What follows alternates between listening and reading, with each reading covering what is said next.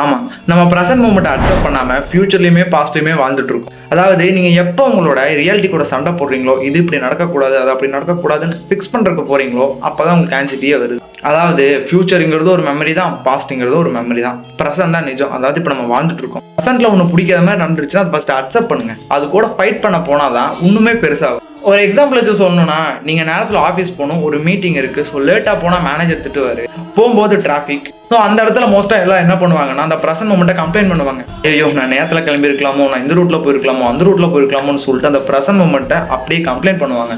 நீங்கள் அக்செப்ட் பண்ணாமல் அதை கம்ப்ளைண்ட் பண்ணிட்டு இருந்தீங்கன்னா அந்த ஸ்ட்ரெஸ்ஸு, ஆன்சைட்டி எல்லாமே வரும். இதுவே நீங்கள் அந்த மூமெண்ட்டை அக்செப்ட் பண்ணிட்டீங்கன்னா, ஓ இதுதான்ப்பா சுச்சுவேஷன் சொல்லிட்டு அதை நீங்கள் கம்ப்ளீட்டாக அக்செப்ட் பண்ணிட்டீங்கன்னா நெக்ஸ்ட் என்ன பண்ணலாம்னு சொல்கிற ஒரு ஐடியாலாம் வரும். ஏன்னா நீங்கள் அப்போ தான் பவர் ஸ்டேட்டில் இருப்பீங்க. அப்போ தான் ஐடியா வரும், நம்ம மேனேஜருக்கு இன்ஃபார்ம் பண்ணிடலாம், மேனேஜருக்கு எல்லா சோர்ஸும் அனுப்பிடலாம்னு சொல்லிட்டு எல்லா ஐடியாவும் அப்போ தான் வரும். இதுவே அந்த ப்ரெசன்ட் மூமெண்ட் நீங்கள் அக்செப்ட் பண்ணலைன்னா ப்ரிமல் ஸ்டேட்டுக்கு போயிருவீங்க.